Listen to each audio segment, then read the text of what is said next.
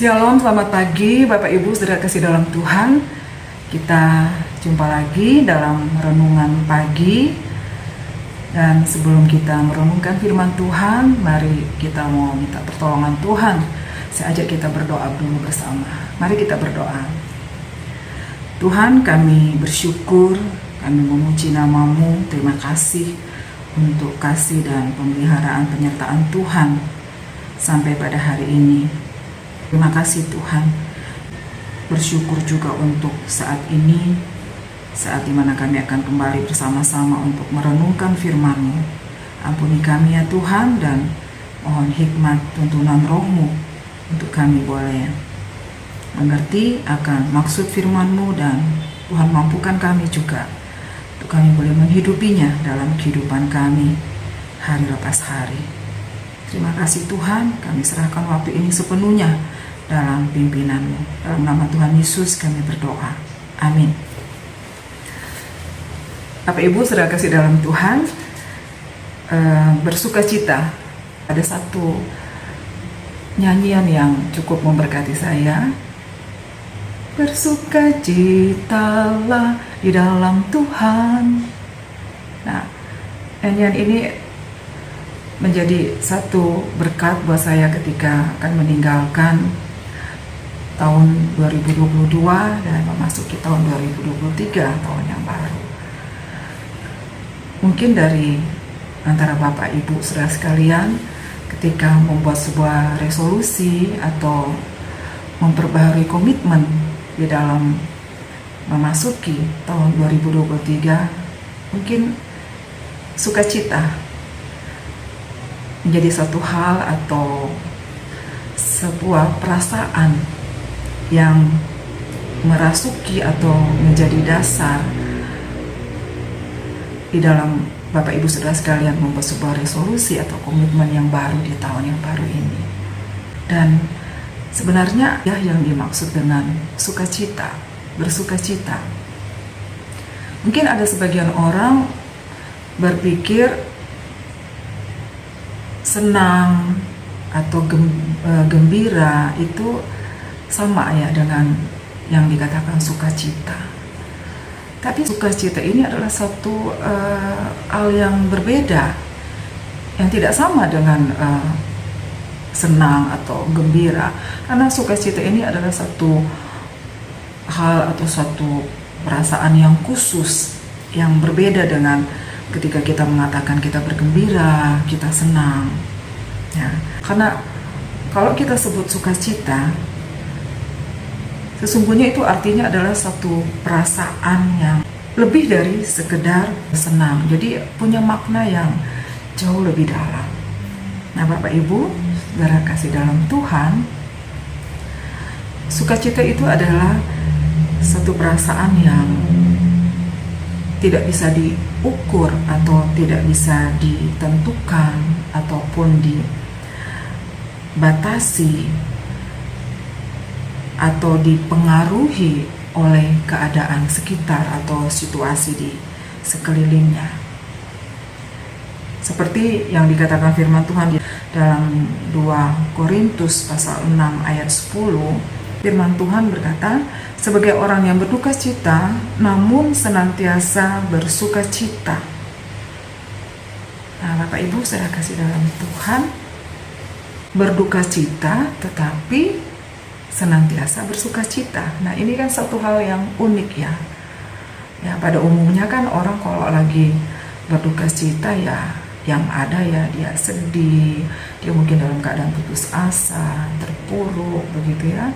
Tetapi firman Tuhan mengatakan di sini justru senantiasa bersuka cita. Nah, jadi Bapak Ibu saudara kasih dalam Tuhan, dari firman Tuhan yang kita baca barusan ini, jelas ini menyampaikan kepada kita bahwa dalam keadaan susah, dalam keadaan sedih, dalam keadaan duka cita, harus sukacita. Sukacita dan sukacita.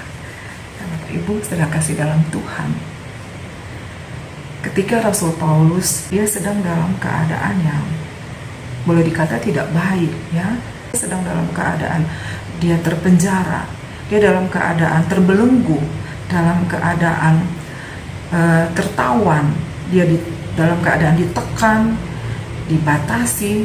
Ini suatu keadaan yang tentu tidak menyenangkan.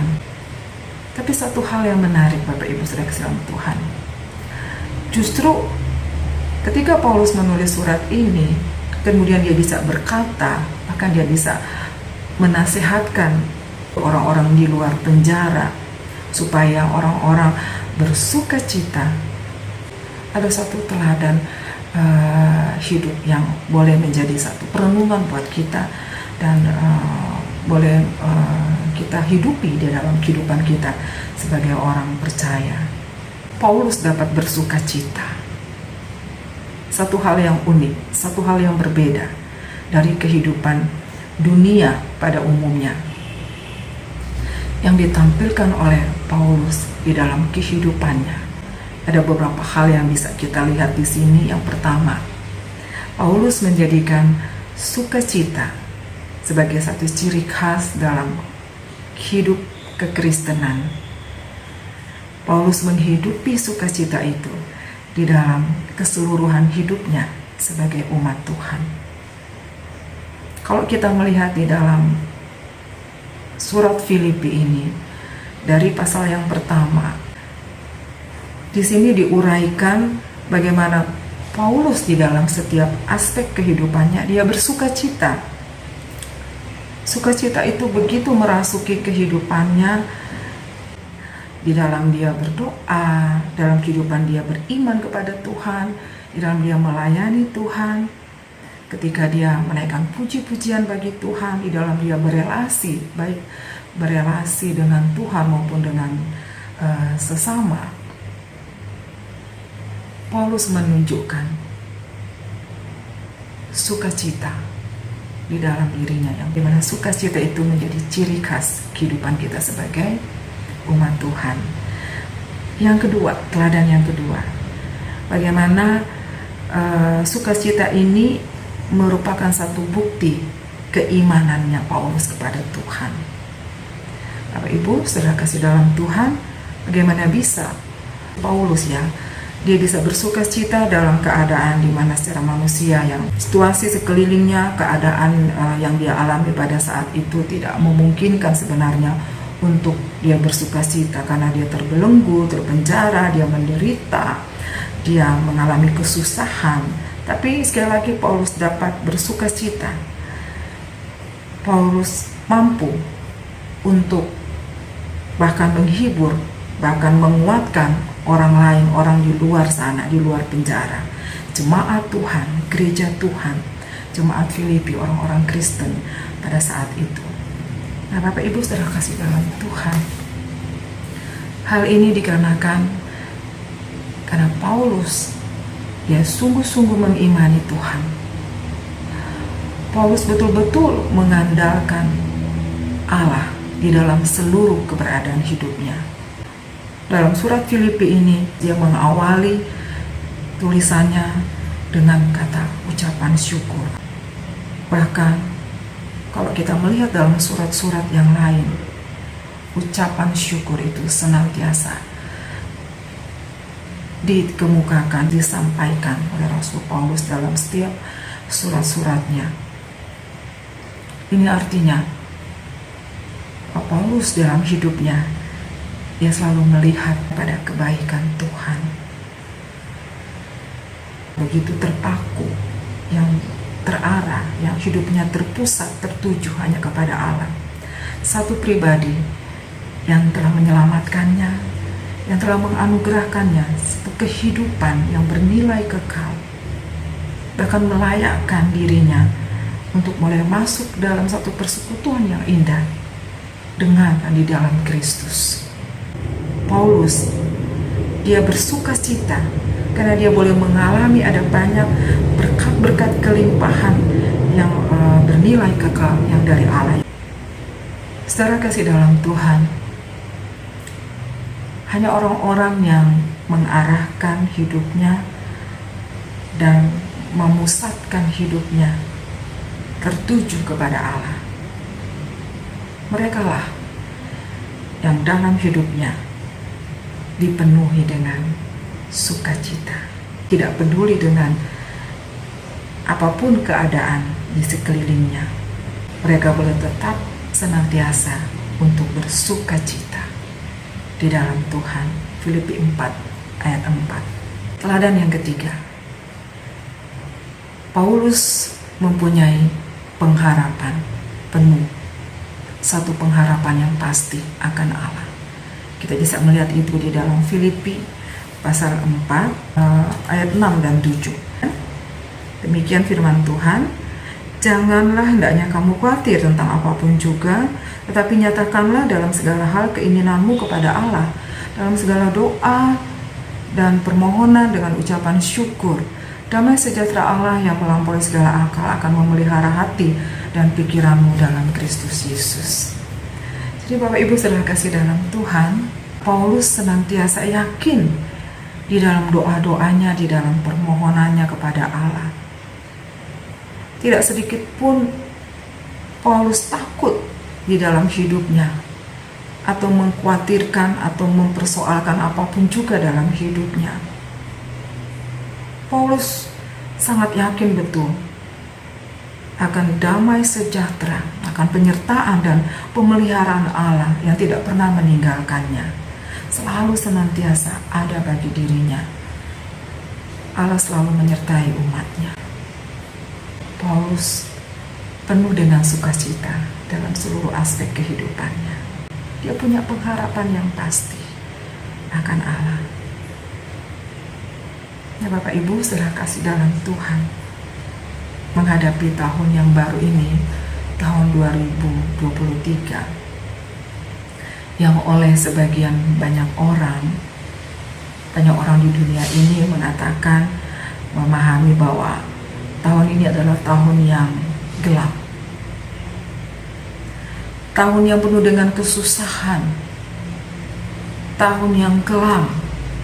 Akan ada banyak bencana, akan ada banyak kesulitan, akan ada banyak pertikaian, peperangan dan sebagainya.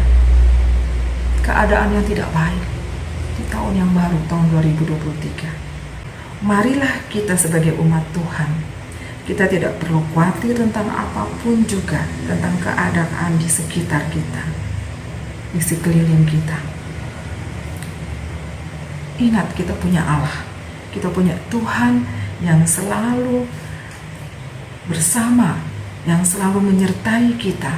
Dia adalah Allah yang Immanuel, Gembala kita yang baik. Mazmur 23 ayat 4, sekalipun kita berjalan dalam lembah kekelaman, aku tidak takut bahaya, sebab Tuhan besertaku.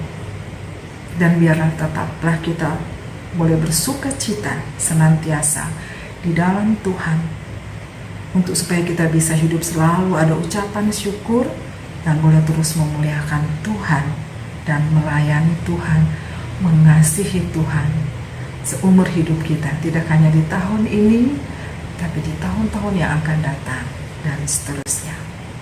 Amin. Tuhan Yesus memberkati. Mari kita berdoa.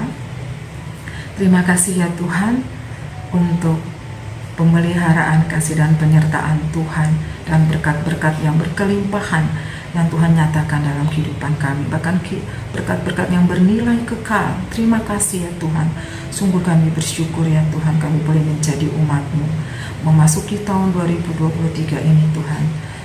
Seharusnya tidak ada rasa takut dan khawatir apapun keadaan dunia sekarang ini, karena kami punya Tuhan, Allah yang Immanuel, Allah yang menyertai selalu dan memelihara kehidupan kami. Ada sukacita yang senantiasa yang Tuhan taruh di dalam hati kami sebagai umat-Mu, yang boleh menjadi satu pendorong, boleh menjadi satu pijakan untuk kami menjalani tahun yang baru ini. Kami boleh tetap setia beriman kepada Tuhan, mengasihi Tuhan, melayani Tuhan. Dalam nama Tuhan Yesus kami bersyukur, kami berdoa, kami berserah. Amin.